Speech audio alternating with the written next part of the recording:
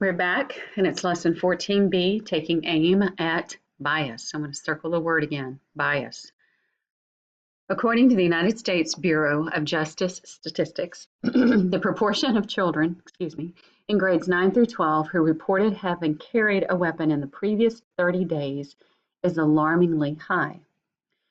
One researcher conducted a survey to estimate the percentage by gathering a representative sample of children in these grades from across the United States. Out of 7,435 students surveyed, 1,297 admitted to carrying a weapon in the last month. What percentage of students admitted carrying a weapon last month? This is a great time to stop. Go ahead and make this calculation, and then come back, and we'll keep talking about it.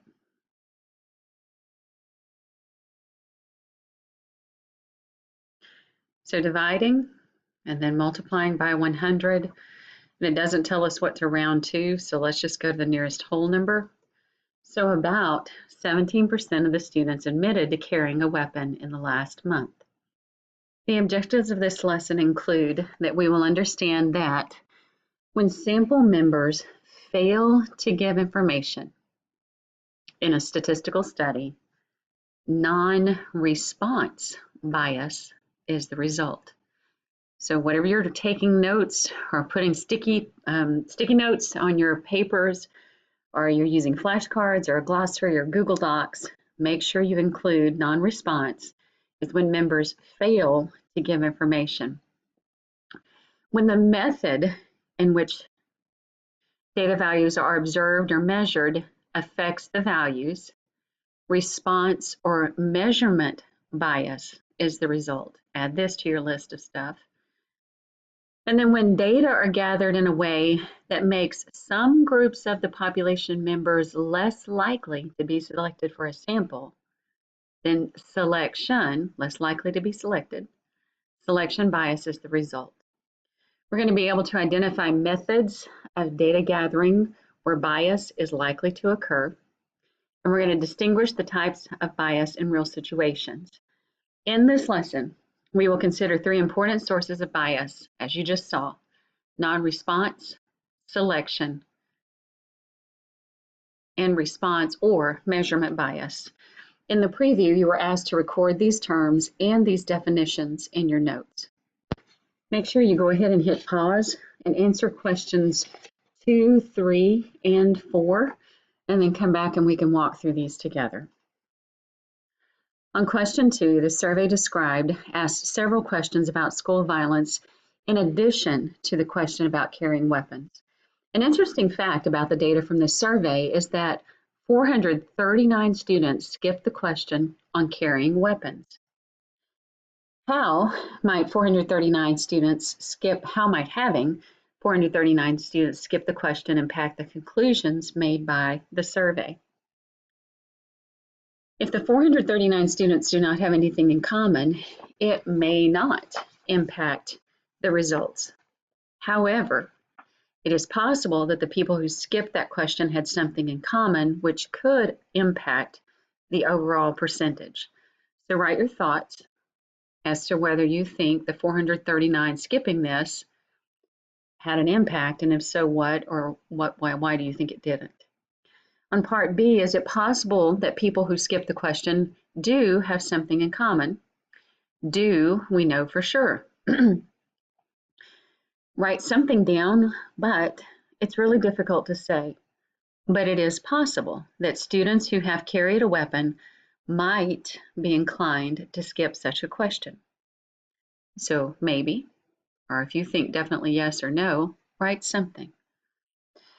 Part C, which type of bias is present if, and notice what happened, a subgroup of the population declined to participate. And I've had a class before called this NRB, non-response bias. Finally, on question 2, think about the true proportion of students who carried weapons in the 30 days prior to the survey. Does the bias you noted in C tend to make the survey result of 17% lower or higher than the true population? And earlier we had the number of 1,297 out of 7,435. And so if the 439 students were added in, it would make our 17% higher, that they did, if we added them in, that they did carry. I'm assuming they are included in the total. And so if they did carry and they said they did, and we added it in, what would it do to the result? It would make it higher. And then they ask you to explain your answer. Well, if the students who carried a weapon tend to skip the question, then, oh, sorry, it's asking about the estimate. The estimate is lower. I misread that, sorry. Our 17% would be lower than it actually is, because if we added in the 439 of carrying, then we would get a higher percentage. On question 3, from the time when women were finally granted the right to vote in 1920 and up until 1980, a higher proportion of men exercised their right to vote when compared with women. However, since 1980, the proportion of women who vote has been greater than men. So suppose a researcher wishes to learn the proportion of the United States voting population that supports stricter gun control. Thinking that women and men voters may have different views, the researcher decides to gather a stratified sample, 500 female and 500 male voters, and they're randomly selected. Part A. If the females and males are randomly selected, then we have a good chance that all types of people will be present in the sample. Does this mean that the sample will be representative of the United States voters? Make sure you put down some thoughts. Possible answers you may have had are, sure, the sample is representative. Now, when we get down into this lesson, we're going to note that if there are more women than men who are voting, this is 50-50, not a little bit more than 50 or whatever that's going to be. But on part A, you might have said this is definitely not representative, as there are other known subgroups with other different views on gun control. So we have a lot of stuff playing into part A. So in part B, random selection means that all population members have the same chance of being selected. Random selection, it's a great thing. Does any particular woman in the population have the same chance of being selected in this sample? And this is kind of a tricky question, because any particular woman going to have the same chance of being selected for this sample. They've already told us that there are more women voters in the women voter bucket than in the male voter bucket. So if there are 12 women voters for every 6 male voters, the way this question is worded is, does a woman have the same chance of being selected for this sample? And so if I go over here and I'm going to select a woman, either, well, I won't even do either. I'll just do it out of this whole bucket. If I'm going to select a woman, and if we have, what did I say, 12 and 6, 18, when I go reach my hand in here, there are more women than men. And so the way the question is worded is that there should be more women than men in the see, it's even fun to try to explain. In a classroom, I'm pointing at people to say, the way it's asking, does any particular woman have the same chance of being selected for this sample? Because a random selection says that we all have the same chance.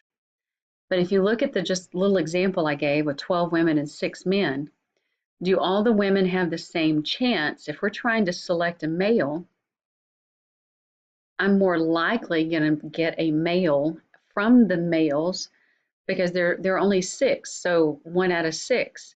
But if I'm trying to get a particular female, there's a lot more crowd going on in the female area, and that any one particular woman, because she's female and there are more of them more likely to vote, it is actually less likely that a particular woman will get selected because there are more of them to choose from.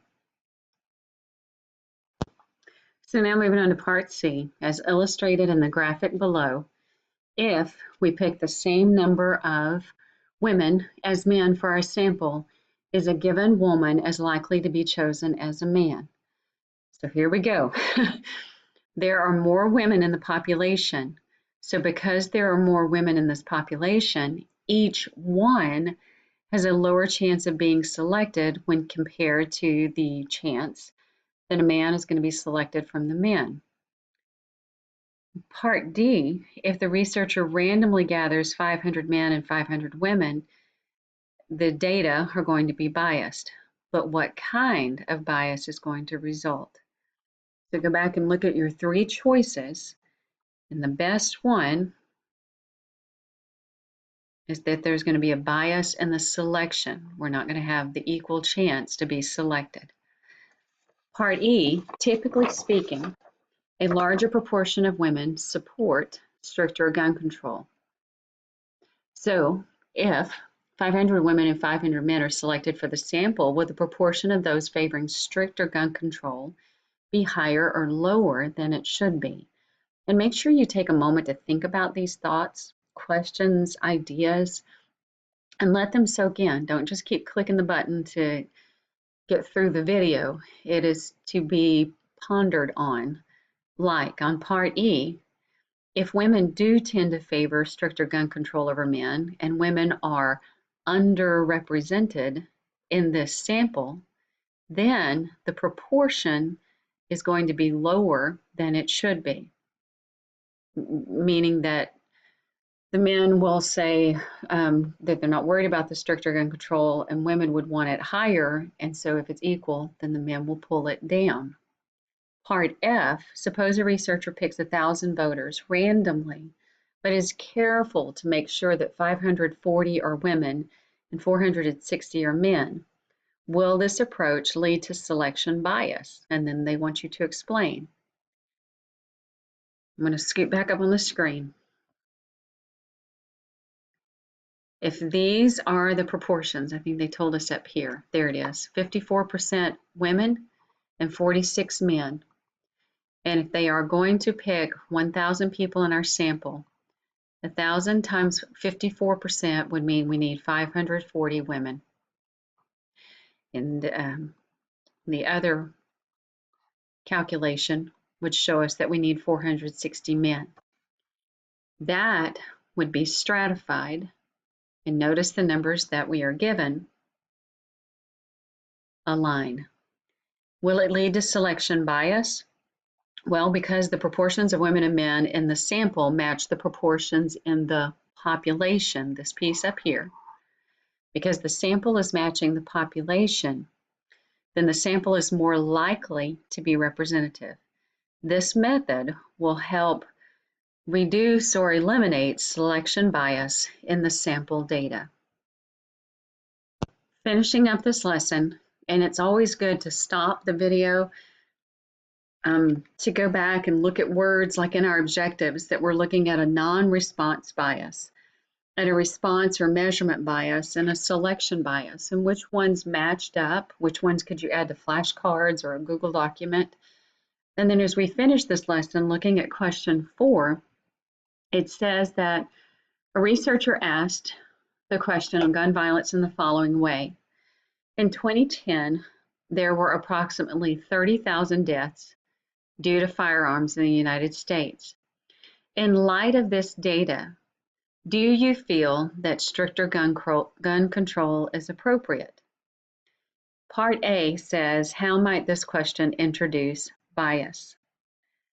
Well, the question only gives one side of the argument about gun control and is more likely to influence the response.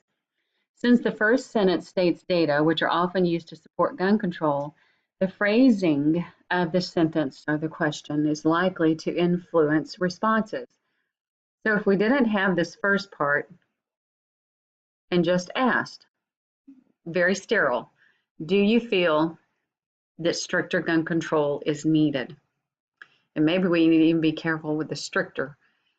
We just need to make it real generic, real plain to allow the person's opinion to come through and not the one creating the survey.